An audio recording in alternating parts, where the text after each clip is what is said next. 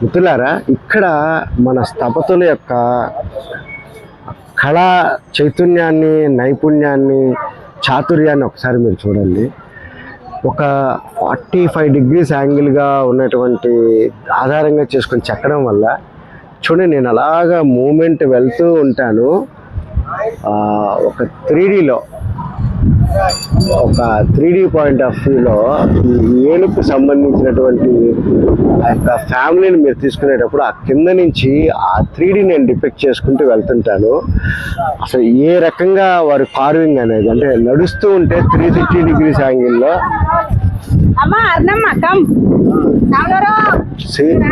360 degrees యాంగిల్లో నేను అది చిప్పుకుంటూ వెళ్తున్నాను.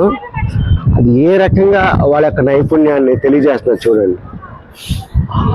అన్ని యాంగిల్స్లో చూసినప్పుడు ఆ కోణాలు అవండి 3Dలో అది డిపిక్ట్ చేశారు చూడండి. ఇలా తిరుగుతున్నాము, ఆ యొక్క డెప్త్ ఏ రకంగా, అంటే వాళ్ళ యొక్క కొన్ని వేల సంవత్సరాల క్రితము చేసినటువంటి ఆ యొక్క నైపుణ్యాన్ని ఇక్కడ మీరు గమనిస్తారు చూడండి. 3Dలో మనం చూసినప్పుడు ఏ రకంగా అనేది. సో అంత గొప్ప దార్శనికత, అంటే కంటి ముందు ఒక దృశ్య కావ్యాన్ని పెట్టే ముందు దాన్ని 3Dలో ఆవిష్కరించేటటువంటి తత్వము మన పూర్వీకులకు ఉన్నది అనేది ఇక్కడ తెలియచెప్పడమే దీని యొక్క ఉద్దేశం మిత్రులారా. చూడండి, మళ్ళా నేను వస్తున్నాను. నేను మీకు ఆ యొక్క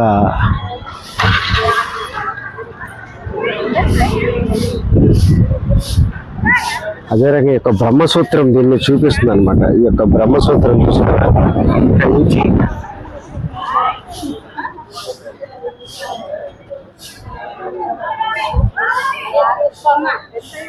చూడండి ఏ రకంగా ఉంది ఒక 3D. సో అది మనం గమనించాలి మిత్రులారా.